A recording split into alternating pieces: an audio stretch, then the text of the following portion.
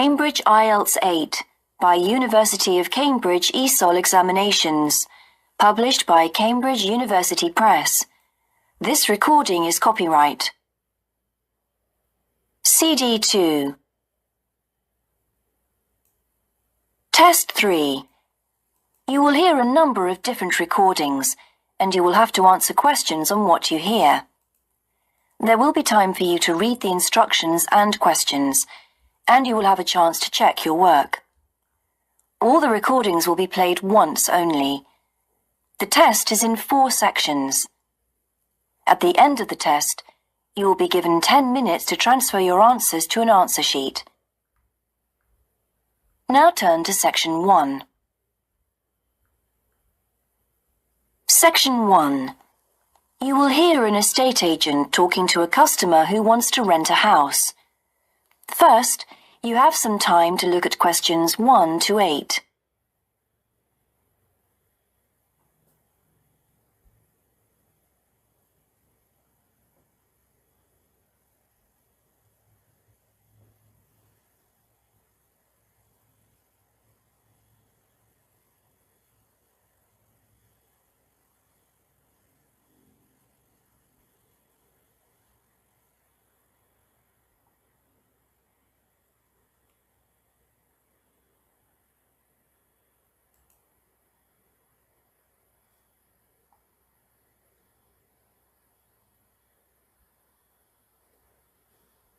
You will see that there is an example that has been done for you.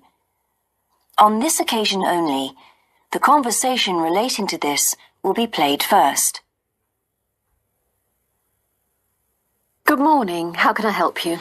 Hello. I'm interested in renting a house somewhere in the town. Right. Could I have your name, please? Yes, it's Stephen Godfrey. And tell me how many bedrooms you're looking for. Well, we'd need 4 because I'm going to share the house with 3 friends. The number of bedrooms needed is 4, so 4 has been written in the space. Now we shall begin. You should answer the questions as you listen, because you will not hear the recording a second time. Listen carefully and answer questions 1 to 8. Good morning. How can I help you? Hello. I'm interested in renting a house somewhere in the town. Right. Could I have your name, please? Yes, it's Stephen Godfrey. And tell me how many bedrooms you're looking for. Well, we'd need 4 because I'm going to share the house with 3 friends. Okay. There are several of that size on our books.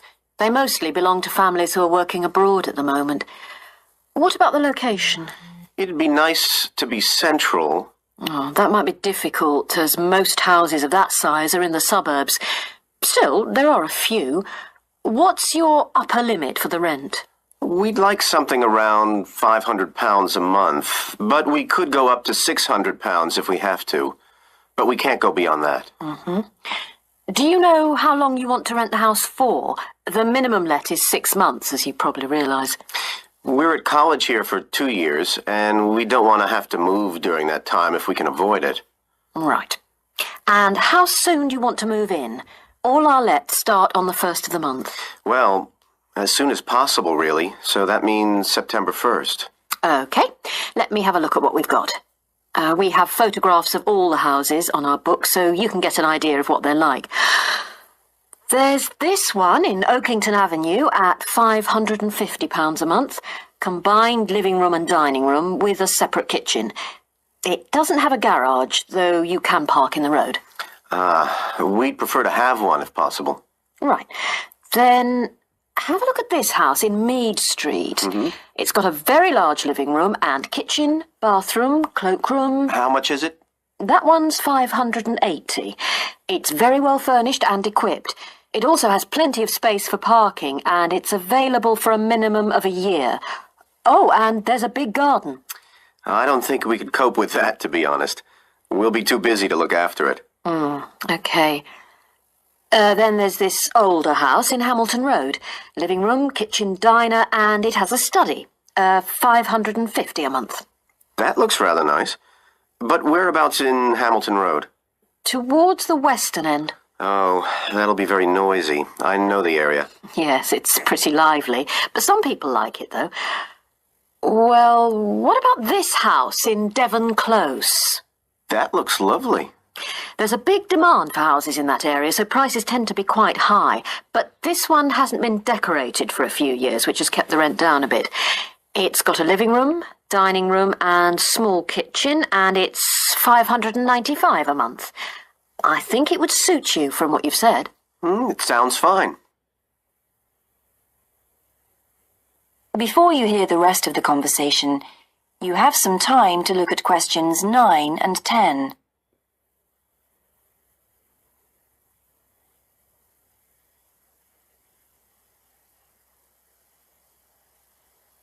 Now listen and answer questions 9 and 10. Why is that part of town so popular? Well, there's a big scheme to improve the district, and it'll soon have the best facilities for miles around. What sort of thing?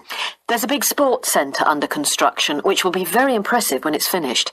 In fact, the swimming pool's already opened, ahead of schedule, and it's attracting a lot of people. What about cinemas? Are there any in the area? The only one closed down last year, and it's now in the process of being converted into a film museum.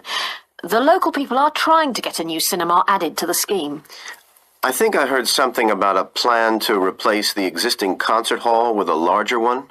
Ah, that's due to start next year.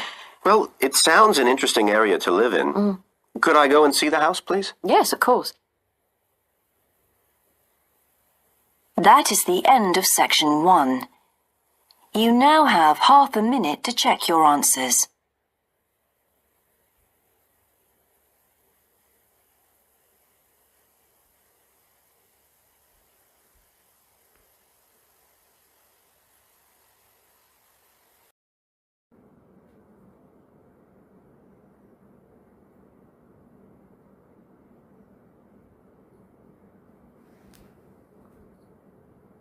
Now turn to section 2.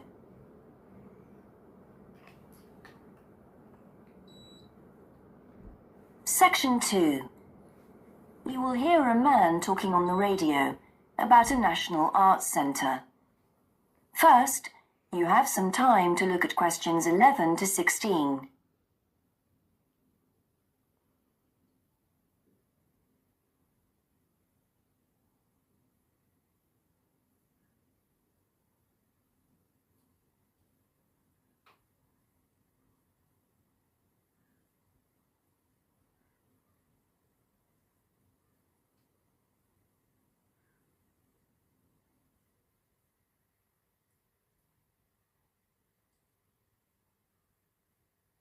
Now listen carefully and answer questions 11 to 16.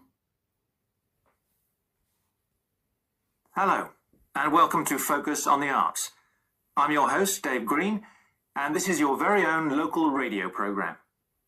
Every Friday evening, we put the spotlight on different arts and culture facilities and look at the shows and events that are on offer in the coming week. And today, the focus is on the National Arts Centre. Now, if you don't already know it yourself, I'm sure you've all heard of it. It's famous throughout the world as one of the major venues for classical music. But did you know that it's actually much more than just a place to hear concerts? The centre itself is a huge complex that caters for a great range of arts. Under a single roof, it houses concert rooms, theatres, cinemas, art galleries, and a wonderful public library, as well as service facilities including 3 restaurants and a bookshop. So, at any one time, the choice of entertainment there is simply enormous. So, how did they manage to build such a big arts complex right in the heart of the city? Well, the area was completely destroyed by bombs during the war in 1940. So the opportunity was taken to create a cultural centre that would be what they called the city's gift to the nation. Of course, it took a while for such a big project to get started, but it was planned in the 60s, built in the 70s, and eventually opened to the public in 1983. Ever since then, it has proved to be a great success. It's not privately owned, like many art centres, but is still in public hands. It's run by the City Council. Both our National Symphony Orchestra and National Theatre Company were involved in the planning of the project, and they're now based there, giving regular performances every week. And as the centre is open 363 days of the year, there are plenty of performances to choose from. Before you hear the rest of the broadcast, you have some time to look at questions 17 to 20.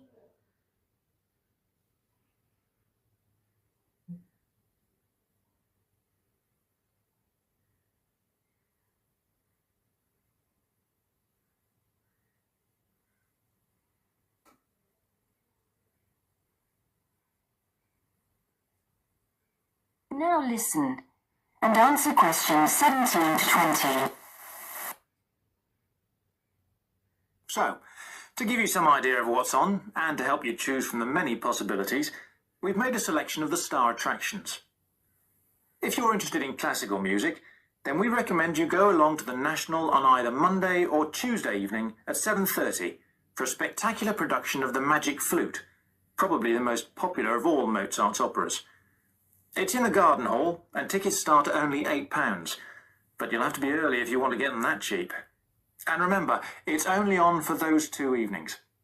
For those more interested in the cinema, you might like to see the new Canadian film, which is showing on Wednesday evening at 8 p.m. in Cinema 2. And that's called 3 Lives. It's had fantastic reviews, and tickets cost just £4.50, which is a reduction on the usual price of £5.50. So, it's really good value, especially for such a great movie. But you can see the centre's main attraction at the weekend, because on Saturday and Sunday, 11 a.m. to 10 p.m, they're showing a wonderful new exhibition that hasn't been seen anywhere else in Europe yet. It's a collection of Chinese art called Faces of China. That's in Gallery 1. And it has some really fascinating paintings and sculptures by leading artists from all over China. And the good news is that it's completely free, so don't miss it. So why not go along to the National Arts Centre next week for one or all of these great events? And you can always pick up a programme and check out all the other performances and exhibitions on offer, or coming soon, on almost every day of the year. Next week, we'll be looking at the new Museum of Science. That is the end of section 2. You now have half a minute to check your answers.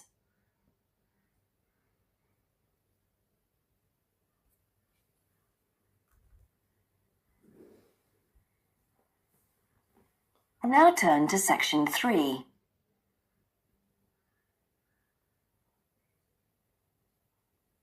Section 3.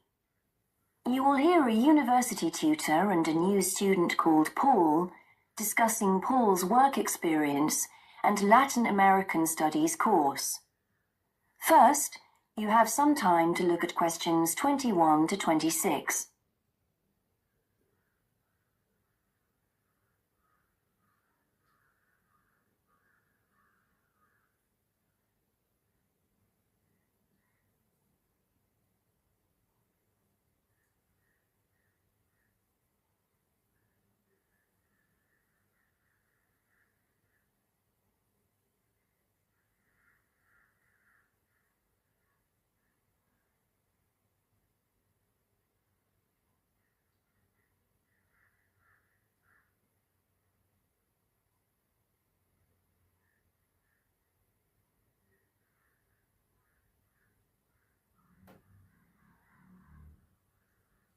Now listen carefully and answer questions 21 to 26. I've been reading your personal statement, Paul. First, let's talk about your work experience in South America. What took you there? Was it to gain more fluency in Spanish?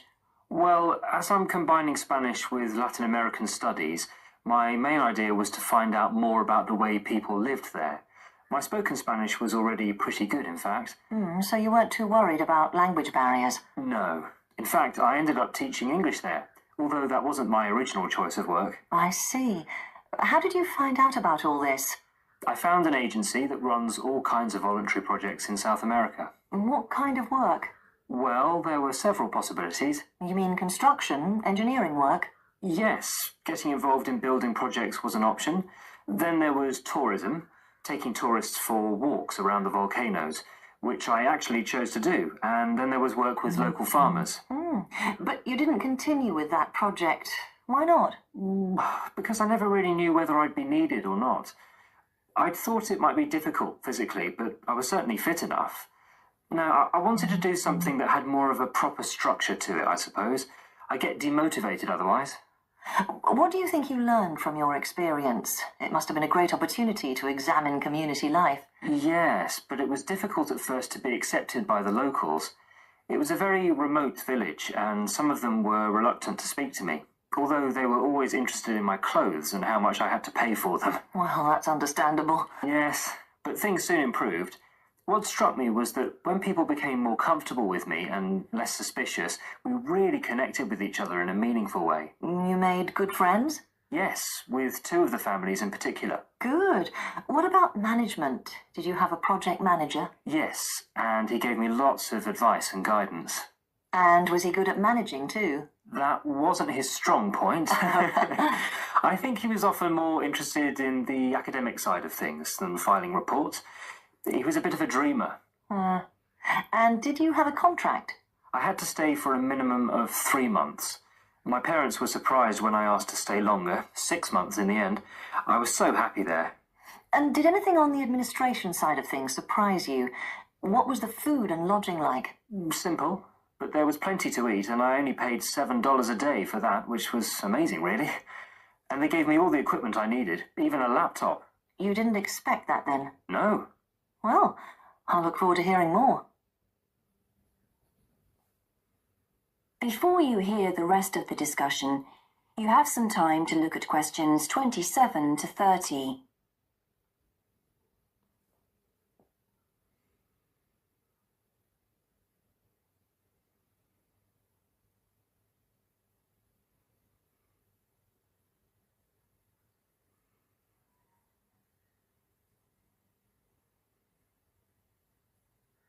Now listen and answer questions 27 to 30.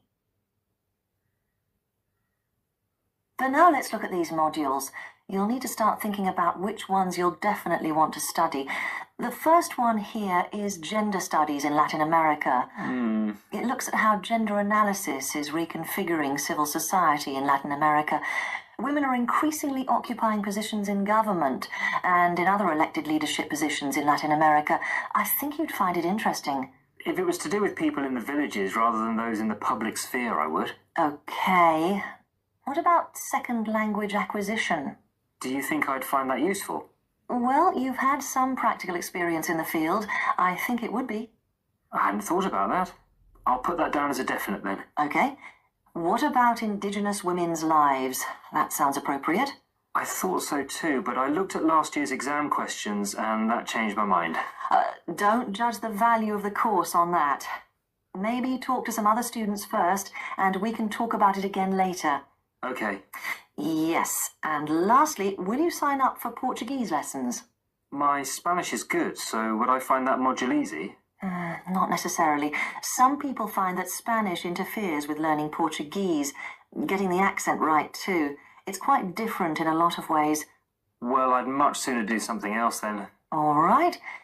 Now, what we need to do is make a... That is the end of section 3. You now have half a minute to check your answers.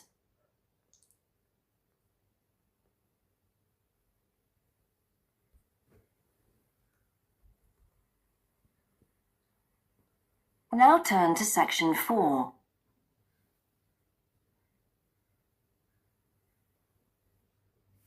Section 4. You will hear a lecture about success in business systems. First, you have some time to look at questions 31 to 40.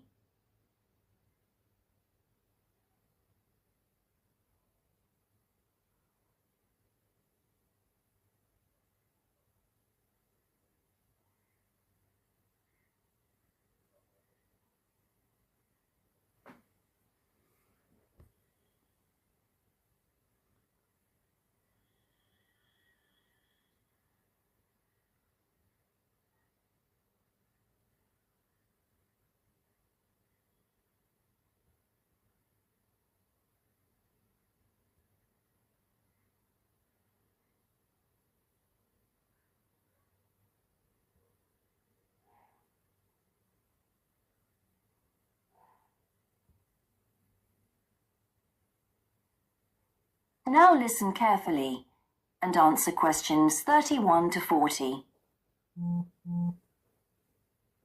Good morning, everyone.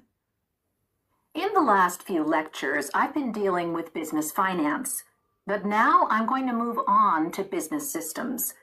And in today's lecture, I'm going to talk about what can go wrong when businesses try to copy their own best practices.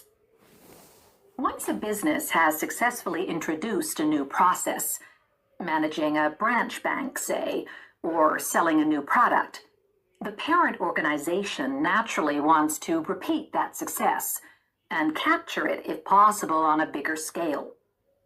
The goal then is to utilize existing knowledge and not to generate new knowledge. It's a less glamorous activity than pure innovation, but it actually happens more often, as a matter of fact. However, surprisingly, getting things right the second time is not necessarily any simpler than it was the first time. Now, there's been a lot of research into how companies can repeat their previous successes, and it certainly hasn't been confined to the United States. It seems that most large industries are trying to repeat their own successes and manage the knowledge they've acquired. But even so, it has been shown that the overwhelming majority of attempts fail. A host of studies confirm this, covering a wide range of business settings: branch banks, retail stores, real estate agencies, factories, call centers, to name but a few. So why do so few managers get things right the second or third time? Let's consider one reason for failure: placing too much trust in the people who are running the successful operation, the experts, shall we say. Managers who want to apply existing knowledge typically start off by going to an expert, such as the person who designed and is running a successful department store, and picking their brains. Now, this approach can be used if you want to gain a rough understanding of a particular system, or understand smaller, isolated problems. The trouble is, even the expert doesn't fully grasp the whole thing, because when it comes to complex systems, the individual components of the process are interwoven with one another. The expert never has complete access to the necessary information. And the situation's complicated even further by the fact that experts are usually not aware of their own ignorance. The ignorance can take various forms. For instance, a lot of details of the system are invisible to managers. Some may be difficult to describe, learned on the job, and well known by workers, perhaps, but impossible to describe in a way that's helpful. And there are some things that people know or do that they're not even aware of. Now, let's consider two types of mistake that can occur when a manager actually starts to set up a duplicate system to replicate a successful process. Firstly, perhaps he forgets that he was just trying to copy another process and starts trying to improve on it. Another mistake is trying to use the best parts of various different systems in the hope of creating the perfect combination. Unfortunately, attempts like these usually turn out to be misguided and lead to problems. Why? Well, for various reasons. Perhaps there weren't really any advantages after all, because the information wasn't accurate. Or perhaps the business settings weren't really comparable. More typically, the advantages are real enough, but there are also disadvantages that have been overlooked. For example, the modifications might compromise safety in some way. So, what's the solution? Well, I don't intend to suggest that it's easy to get things right the second time. It's not. But the underlying problem has more to do with attitudes than the actual difficulty of the task, and there are ways of getting it right. These involve adjusting attitudes, first of all. Being more realistic and cautious, really. Secondly, they involve exerting strict controls on the organizational and operational systems. And this, in turn, means copying the original as closely as possible. Not merely duplicating the physical characteristics of the factory, but also duplicating the skills that the original employees had. Reliance on a template like this offers the huge advantage of built-in consistency. That is the end of section 4. You now have half a minute to check your answers.